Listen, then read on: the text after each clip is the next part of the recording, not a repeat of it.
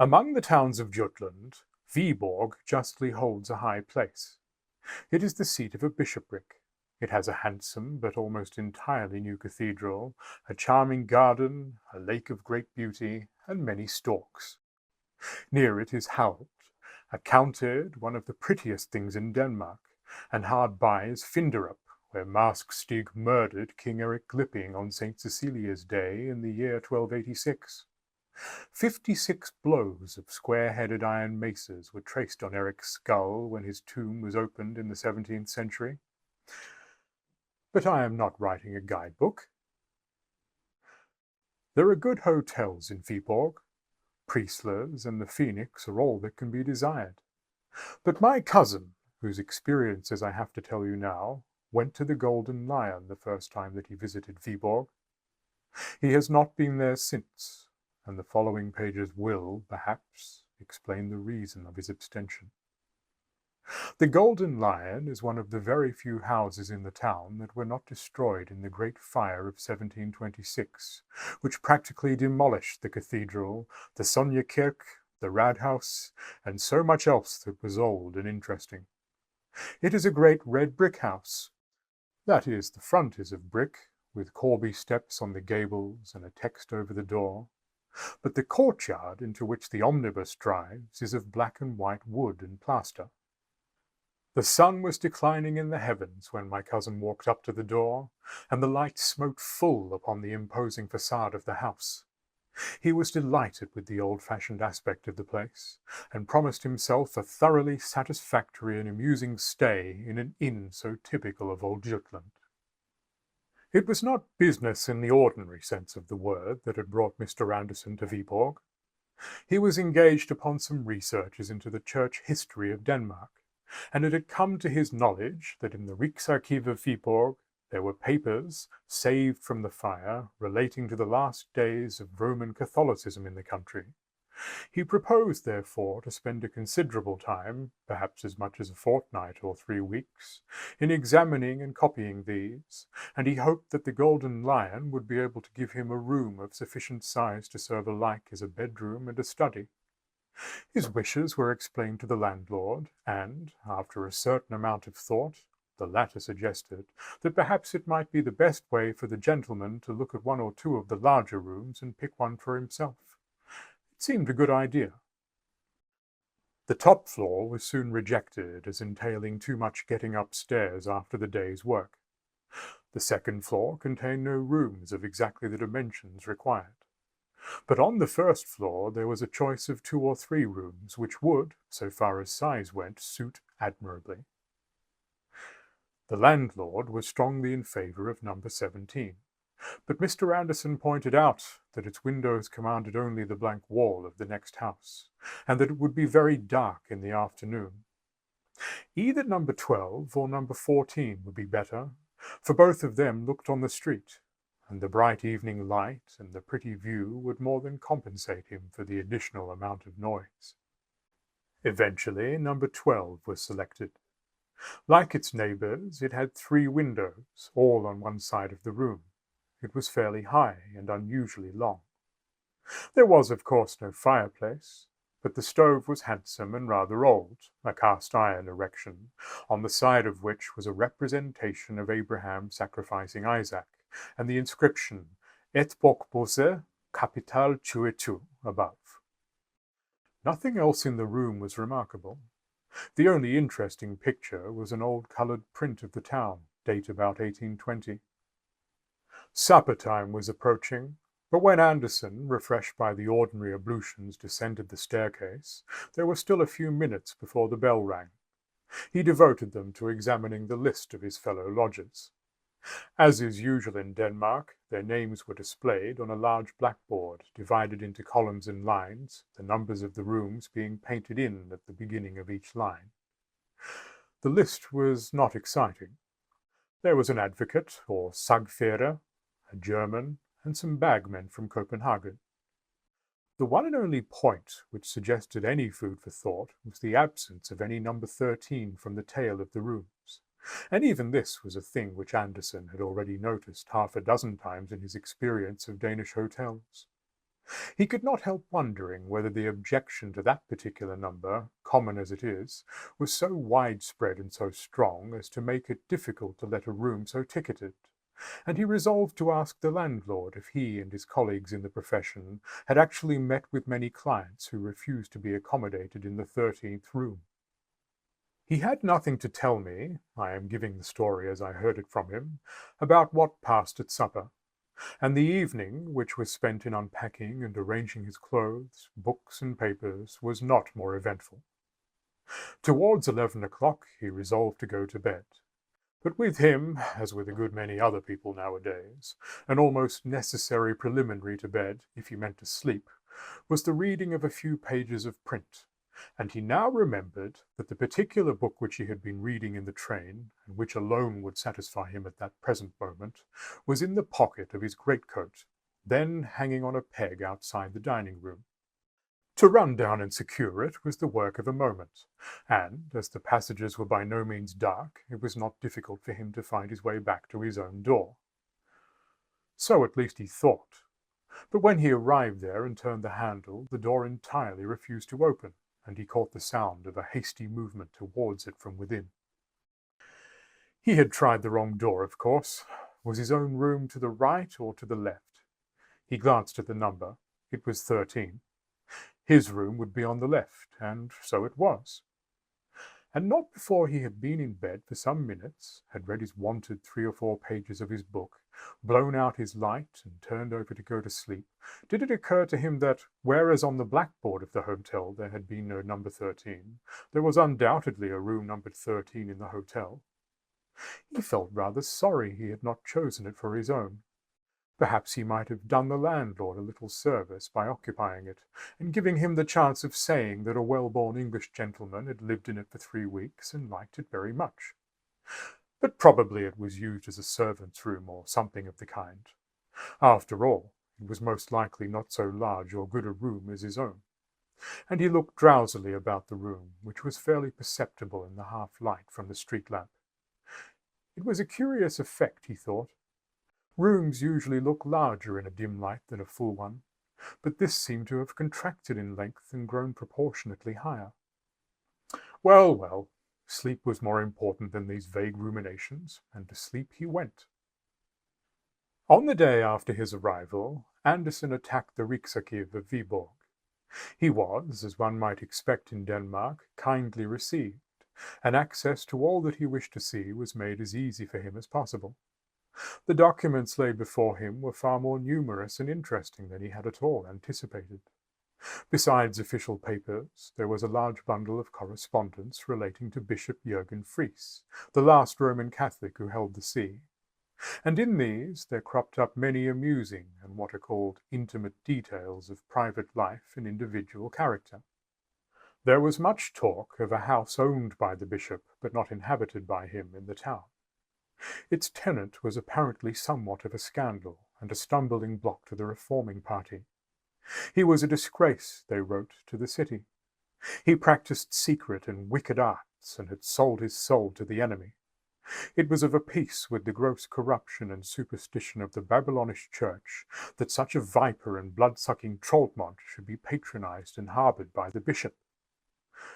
The bishop met these reproaches boldly. He protested his own abhorrence of all such things as secret arts, and required his antagonists to bring the matter before the proper court, of course, the spiritual court, and sift it to the bottom. No one could be more ready and willing than himself to condemn Mark Nicholas Franken if the evidence showed him to have been guilty of any of the crimes informally alleged against him. Andersen had not time to do more than glance at the next letter of the Protestant leader, Rasmus Nielsen, before the record office was closed for the day, but he gathered its general tenor, which was to the effect that Christian men were now no longer bound by the decisions of bishops of Rome, and that the bishop's court was not, and could not be, a fit or competent tribunal to judge so grave and weighty a cause. On leaving the office, Mr. Anderson was accompanied by the old gentleman who presided over it, and, as they walked, the conversation very naturally turned to the papers of which I have just been speaking. Herr Scavenius, the archivist of Viborg, though very well informed as to the general run of the documents under his charge, was not a specialist in those of the Reformation period. He was much interested in what Anderson had to tell him about them. He looked forward with great pleasure, he said, to seeing the publication in which Mr. Anderson spoke of embodying their contents. "This house of the Bishop Fries," he added, "it is a great puzzle to me where it can have stood. I have studied carefully the topography of old Viborg, but it is most unlucky of the old terrier of the bishop's property, which was made in 1560, and of which we have the greater part in the archive, just the piece which had the list of town property is missing. Never mind, perhaps I shall some day succeed to find him." After taking some exercise, I forget exactly how or where, Anderson went back to the Golden Lion, his supper, his game of patience, and his bed. On the way to his room, it occurred to him that he had forgotten to talk to the landlord about the omission of number 13 from the hotel board, and also that he might as well make sure that number 13 did actually exist before he made any reference to the matter. The decision was not difficult to arrive at. There was the door with its number as plain as could be, and work of some kind was evidently going on inside it, for as he neared the door he could hear footsteps and voices, or a voice, within. During the few seconds in which he halted to make sure of the number, the footsteps ceased, seemingly very near the door, and he was a little startled at hearing a quick hissing breathing, as of a person in strong excitement. He went on to his own room, and again he was surprised to find how much smaller it seemed now than it had when he selected it. It was a slight disappointment, but only slight. If he found it really not large enough, he could very easily shift to another. In the meantime he wanted something. As far as I remember, it was a pocket handkerchief out of his portmanteau, which had been placed by the porter on a very inadequate trestle or stool against the wall at the farthest end of the room from his bed. Here was a very curious thing. The portmanteau was not to be seen. It had been moved by officious servants. Doubtless the contents had been put in the wardrobe. No, none of them were there. This was vexatious. The idea of a theft he dismissed at once. Such things rarely happen in Denmark. But some piece of stupidity had certainly been performed, which is not so uncommon, and the stupee must be severely spoken to. Whatever it was that he wanted, it was not so necessary to his comfort that he could not wait till the morning for it, and he therefore settled not to ring the bell and disturb the servants. He went to the window, the right-hand window it was, and looked out on the quiet street. There was a tall building opposite, with large spaces of dead wall, no passers-by, a dark night, and very little to be seen of any kind. The light was behind him, and he could see his own shadow clearly cast on the wall opposite. Also the shadow of the bearded man in number 11 on the left, who passed to and fro in short sleeves once or twice, and was seen first brushing his hair and later on in a nightgown. Also the shadow of the occupant of number 13 on the right. This might be more interesting. Number 13 was, like himself, leaning on his elbows on the window-sill, looking out into the street. He seemed to be a tall, thin man, or was it by any chance a woman? At least it was someone who covered his or her head with some kind of drapery before going to bed, and he thought must be possessed of a red lampshade, and the lamp must be flickering very much. There was a distinct playing up and down of a dull red light on the opposite wall. He craned out a little to see if he could make any more of the figure, but beyond a fold of some light, perhaps white material on the window-sill, he could see nothing.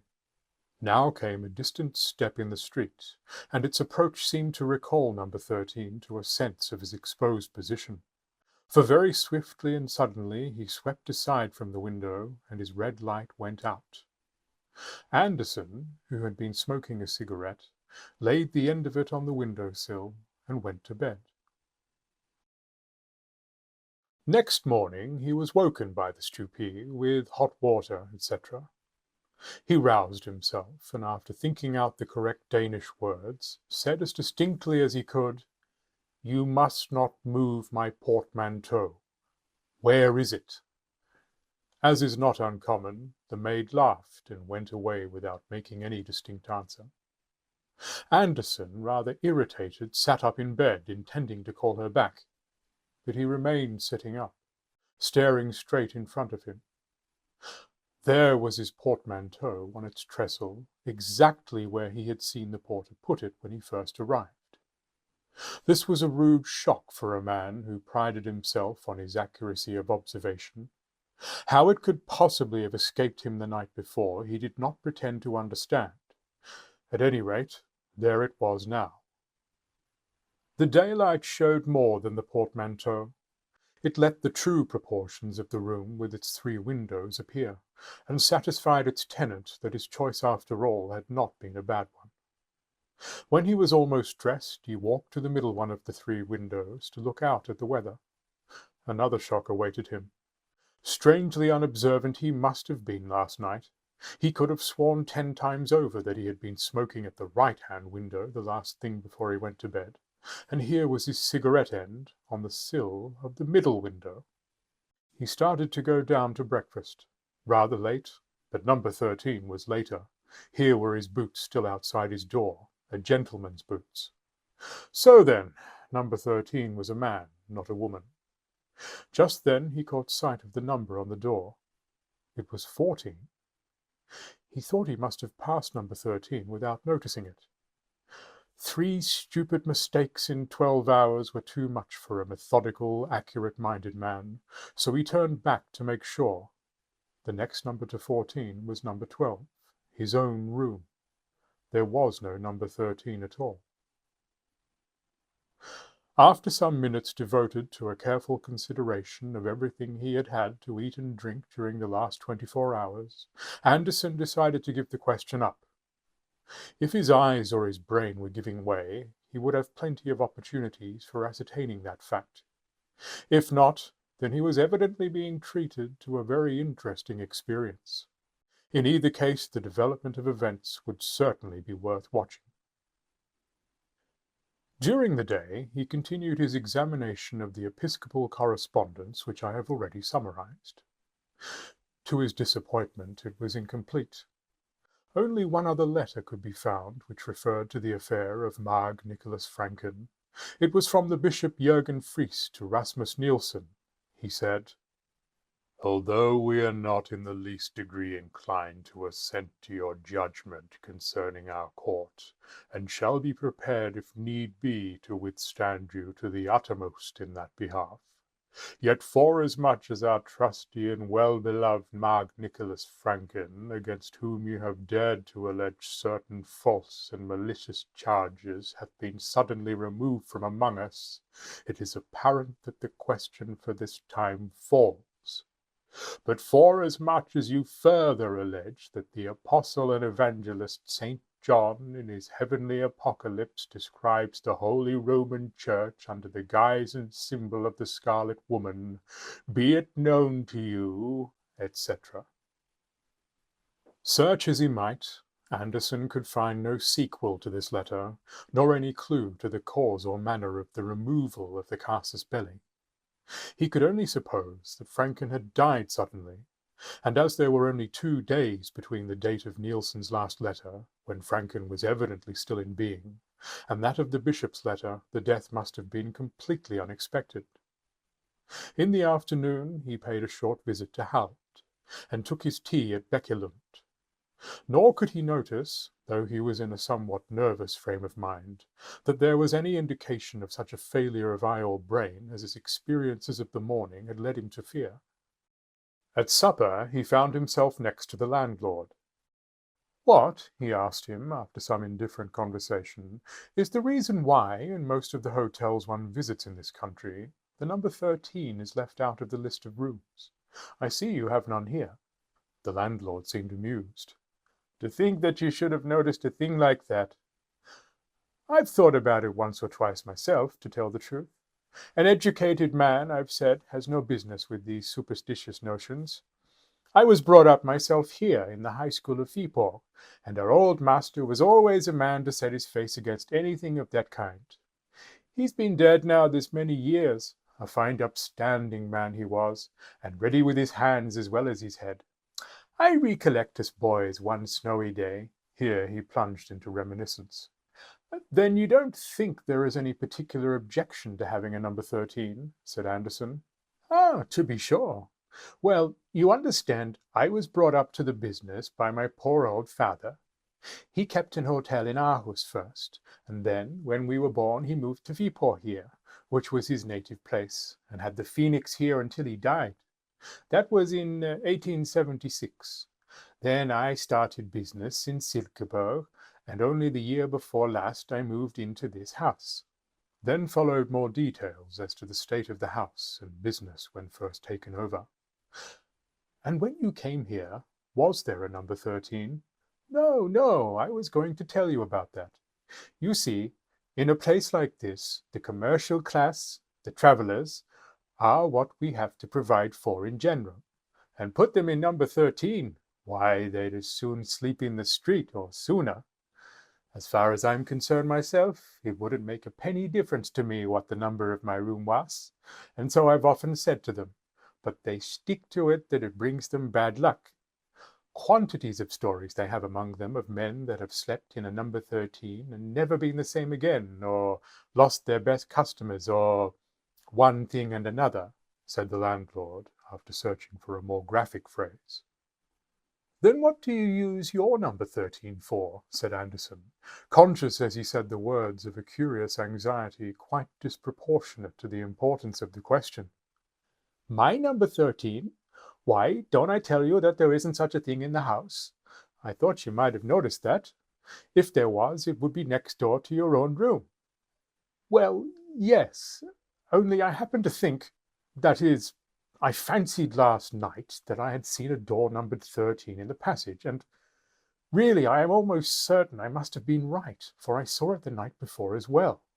Of course, Herr Christensen laughed this notion to scorn, as Anderson had expected, and emphasized with much iteration the fact that no number 13 existed or had existed before him in that hotel. Anderson was in some ways relieved by his certainty, but still puzzled, and he began to think that the best way to make sure whether he had indeed been subject to an illusion or not was to invite the landlord to his room to smoke a cigar later on in the evening. Some photographs of English towns which he had with him formed a sufficiently good excuse. Herr Christensen was flattered by the invitation, and most willingly accepted it. At about 10 o'clock he was to make his appearance, but before that Anderson had some letters to write, and retired for the purpose of writing them. He almost blushed to himself at confessing it, but he could not deny that it was the fact that he was becoming quite nervous about the question of the existence of number 13, so much so that he approached his room by way of number 11, in order that he might not be obliged to pass the door, or the place where the door ought to be. He looked quickly and suspiciously about the room when he entered it, but there was nothing beyond that indefinable air of being smaller than usual to warrant any misgivings. There was no question of the presence or absence of his portmanteau tonight. He had himself emptied it of its contents and lodged it under his bed. With a certain effort he dismissed the thought of number 13 from his mind and sat down to his writing. His neighbours were quiet enough. Occasionally a door opened in the passage and a pair of boots was thrown out, or a bagman walked past humming to himself, and outside, from time to time, a cart thundered over the atrocious cobblestones, or a quick step hurried along the flags. Anderson finished his letters, ordered in whisky and soda, and then went to the window and studied the dead wall opposite and the shadows upon it. As far as he could remember, number 14 had been occupied by the lawyer. a staid man who said little at meals, being generally engaged in studying a small bundle of papers beside his plate. Apparently, however, he was in the habit of giving vent to his animal spirits when alone. Why else should he be dancing? The shadows from the next room evidently showed that he was. Again and again his thin form crossed the window, his arms waved, and a gaunt leg was kicked up with surprising agility. He seemed to be barefooted, and the floor must be well laid, for no sound betrayed his movements.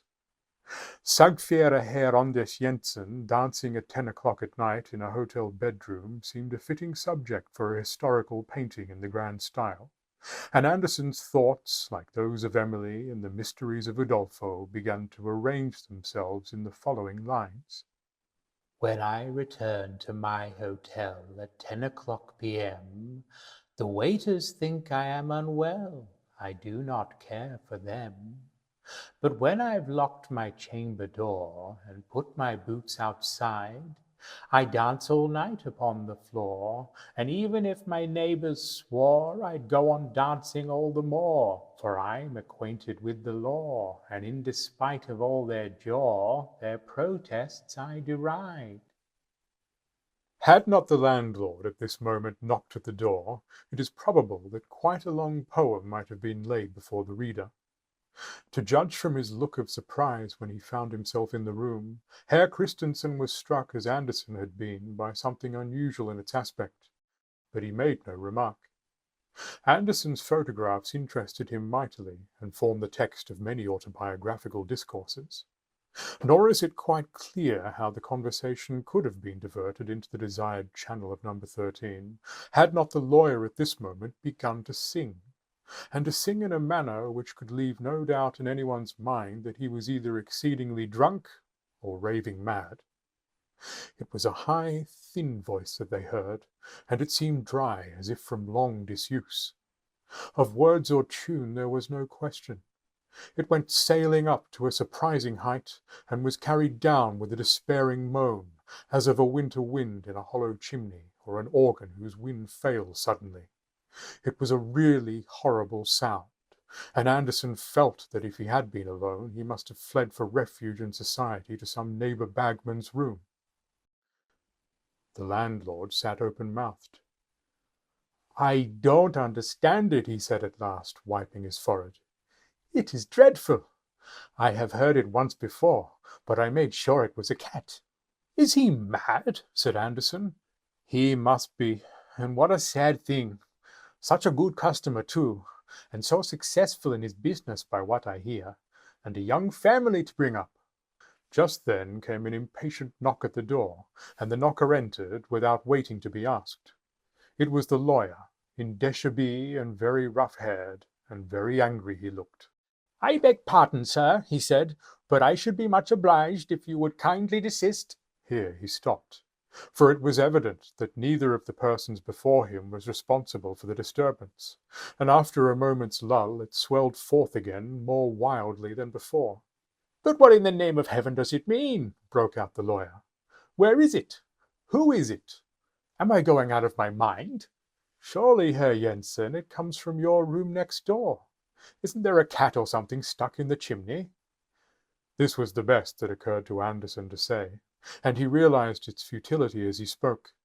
But anything was better than to stand and listen to that horrible voice, and look at the broad, white face of the landlord, all perspiring and quivering as he clutched the arms of his chair.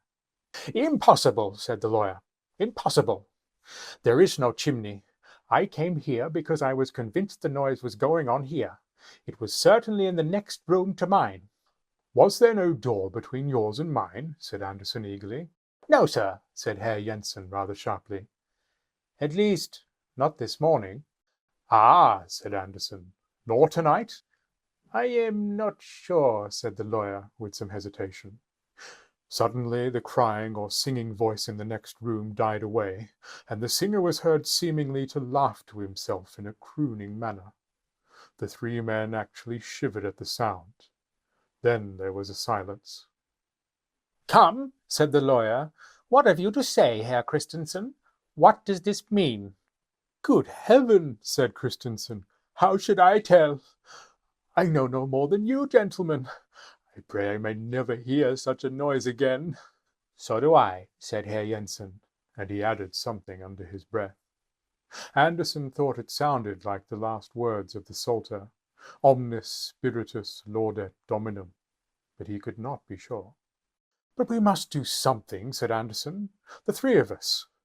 Shall we go and investigate in the next room?" "But that is Herr Jensen's room," wailed the landlord. "It is no use. He has come from there himself." "I am not so sure," said Jensen. "I think this gentleman is right. We must go and see." The only weapons of defence that could be mustered on the spot were a stick and umbrella. The expedition went out into the passage, not without quakings. There was a deadly quiet outside, but a light shone from under the next door. Andersen and Jensen approached it. The latter turned the handle and gave a sudden vigorous push. No use. The door stood fast. "Herr Christensen," said Jensen, "will you go and fetch the strongest servant you have in the place? We must see this through." The landlord nodded and hurried off, glad to be away from the scene of action. Jensen and Andersen remained outside, looking at the door. "It is number 13, you see," said the latter. "Yes, there is your door, and there is mine," said Jensen. "My room has 3 windows in the daytime," said Andersen, with difficulty suppressing a nervous laugh. "By George, so has mine," said the lawyer, turning and looking at Andersen. His back was now to the door. In that moment the door opened, and an arm came out and clawed at his shoulder. It was clad in ragged yellowish linen, and the bare skin, where it could be seen, had long grey hair upon it. Andersen was just in time to pull Jensen out of its reach with a cry of disgust and fright, when the door shut again, and a low laugh was heard. Jensen had seen nothing, but when Andersen hurriedly told him what a risk he had run, he fell into a great state of agitation, and suggested that they should retire from the enterprise and lock themselves up in one or other of their rooms. However, while he was developing this plan, the landlord and 2 able-bodied men arrived on the scene, all looking rather serious and alarmed. Jensen met them with a torrent of description and explanation, which did not at all tend to encourage them for the fray.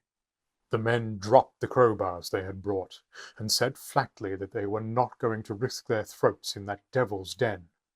The landlord was miserably nervous and undecided, conscious that if the danger were not faced, his hotel was ruined, and very loath to face it himself. Luckily, Andersen hit upon a way of rallying the demoralized force. "Is this," he said, "the Danish courage I have heard so much of? It isn't a German in there, and if it was, we are 5 to 1. The 2 servants and Jensen were stung into action by this, and made a dash at the door. "Stop!" said Andersen. "Don't lose your heads. You stay out here with the light, landlord, and one of you 2 men break in the door. And don't go in when it gives way." The men nodded, and the younger stepped forward, raised his crowbar, and dealt a tremendous blow on the upper panel. The result was not in the least what any of them anticipated. There was no cracking or rending of wood, only a dull sound, as if the solid wall had been struck. The man dropped his tool with a shout, and began rubbing his elbow. His cry drew their eyes upon him for a moment. Then Andersen looked at the door again. It was gone. The plaster wall of the passage stared him in the face, with a considerable gash in it where the crowbar had struck it. Number 13 had passed out of existence. For a brief space they stood perfectly still, gazing at the blank wall. An early cock in the yard beneath was heard to crow, and, as Andersen glanced in the direction of the sound, he saw through the window at the end of the long passage that the eastern sky was paling to the dawn. "Perhaps," said the landlord with hesitation, "you gentlemen would like another room for tonight, a double-bedded one?" Neither Jensen nor Andersen was averse to the suggestion. They felt inclined to hunt in couples after their late experience. It was found convenient, when each of them went to his room to collect the articles he wanted for the night, that the other should go with him and hold the candle. They noticed that both number 12 and number 14 had 3 windows. Next morning the same party reassembled in number 12. The landlord was naturally anxious to avoid engaging outside help, and yet it was imperative that the mystery attaching to that part of the house should be cleared up. Accordingly, the two servants had been induced to take upon them the function of carpenters. The furniture was cleared away, and, at the cost of a good many irretrievably damaged planks, that portion of the floor was taken up which lay nearest to number 14. You will naturally suppose that a skeleton, say that of Mark Nicholas Franken, was discovered. That was not so. What they did find lying between the beams which supported the flooring was a small copper box. In it was a neatly folded vellum document, with about 20 lines of writing. Both Anderson and Jensen, who proved to be something of a paleographer, were much excited by this discovery, which promised to afford the key to these extraordinary phenomena. I possess a copy of an astrological work which I have never read. It has, by way of frontispiece, a woodcut by Hans Sebold Behem, representing a number of sages seated round a table. This detail may enable connoisseurs to identify the book. I cannot myself recollect its title, and it is not at this moment within reach, but the fly-leaves of it are covered with writing, and during the 10 years in which I have owned the volume, I have not been able to determine which way up this writing ought to be read, much less in what language it is. Not dissimilar was the position of Anderson and Jensen after the protracted examination to which they submitted the document in the copper box. After 2 days' contemplation of it, Jensen, who was the bolder spirit of the two, hazarded the conjecture that the language was either Latin or Old Danish. Anderson ventured upon no surmises, and was very willing to surrender the box and the parchment to the Historical Society of Viborg to be placed in their museum. I had the whole story from him a few months later, as we sat in a wood near Uppsala after a visit to the library there, where we, or rather I, had laughed over the contract by which Daniel Salthenius, in later life professor of Hebrew at Königsberg, sold himself to Satan. Anderson was not really amused. "Young idiot," he said, meaning Salthenius, who was only an undergraduate when he committed that indiscretion. How did he know what company he was courting? And when I suggested the usual considerations, he only grunted. That same afternoon he told me what you have read, but he refused to draw any inferences from it, and to assent to any that I drew for him.